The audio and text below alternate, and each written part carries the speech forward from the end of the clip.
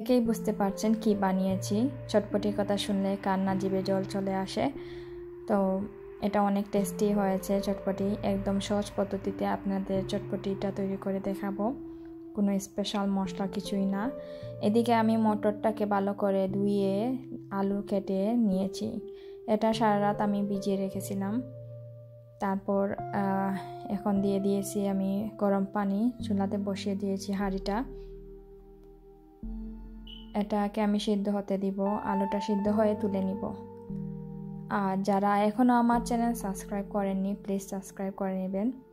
আর যারা আমার সাথে আছেন তাদেরকে অসংখ্য ধন্যবাদ। তারপর আমি পরিমাণ মতো লবণ দিয়ে নেড়ে চেড়ে দিয়েছি। এখন এটাকে ঢেকে রেখে দিব।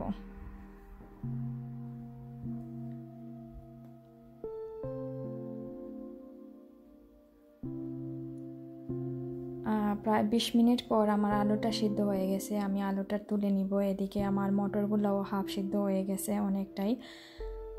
এখন আমি আলুগুলাকে তুলে নিব। একদম সিদ্ধ হয়ে গেছে আলুটা। আলু গরম থাকতে থাকতেই আমি এটাকে কাঁটা চামচ দিয়ে ভেঙে দিব। আলু দিলে কি হয়, চটপটিটা একটু ঘন হয়, তাই আলুটা দিয়েছি। আর আলুটা দিলে অন্যরকম একটা স্বাদ আসে। চটপটিতে তো অবশ্যই আলু দিতে হয়। এদিকে আমি হাফ চা চামচের মতো মরিচ দিয়ে দিব, হাফ চা চামচের মতো হলুদের গুঁড়া দিব। আর আপনাদেরকে তো বলেছি স্পেশাল কোনো মশলা না, জাস্ট আমি জিরাটাকে ভেজে নিয়েছি। তারপর এটাকে ব্লেন্ডার করেছি। ভেজে নিলে কি হয়, নাইস একটা স্মেল বের হয় জিরা থেকে। আর কোনো কিছুই দেব না। এখন দিয়ে দিব আলু। আমি জিরাটা একদম লাস্টে ইউজ করব, এখন দিব না। যখন মটরটা হয়ে যাবে ফুল সিদ্ধ তখন আমি জিরাটা দিব। এখন আলুটা দিয়ে নেড়ে চেড়ে দিচ্ছি।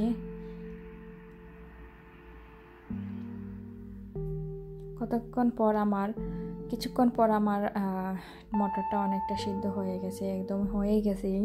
এখন দিয়ে দিব 1 চা চামচের মতো আমি জিরার কথা বলছি, যেটা আমি ভেজে তারপর ব্লেন্ডার করেছি। অনেক সুন্দর একটা স্মেল বের হয়েছে। আমার মটরটা হয়ে গেছে, আমি একটা বাটিতে তুলে নিব। দেখুন আমার মটরটা হয়ে গেছে। এখন আমি টমেটো, কিউকাম্বার, ধনিয়া পাতা, কাঁচামরিচ এগুলো কেটে রেখেছি, এগুলো এখন দিয়ে দিব। কিউকাম্বার, টমেটো, কাঁচামরিচ। তারপর আমি শুকনো মরিচে ভেজে রেখে তারপর ব্লেন্ডার করে নিয়েছি। আপনারা চাইলে হাত দিয়ে ভাঙতে পারেন। ব্লেন্ডার দিয়ে করলে কি হয়, অনেকটা গুঁড়ো হয়ে যায়। তো দেখেন আমি এটা মরিচ দিয়ে দিয়েছি, শুকনো মরিচ, যেটাকে আমি ভেজে তারপর ব্লেন্ডার করেছি। এখন দিয়ে দিব টক, তেঁতুলের টক। এটাকে হাফ চামচ চিনি আর হাফ লবণ দিয়েছি। এই টকটা এখন দিয়ে দিলাম। তারপর দিয়ে দিব আমি ডিম, বয়েল করা ডিম হাফ।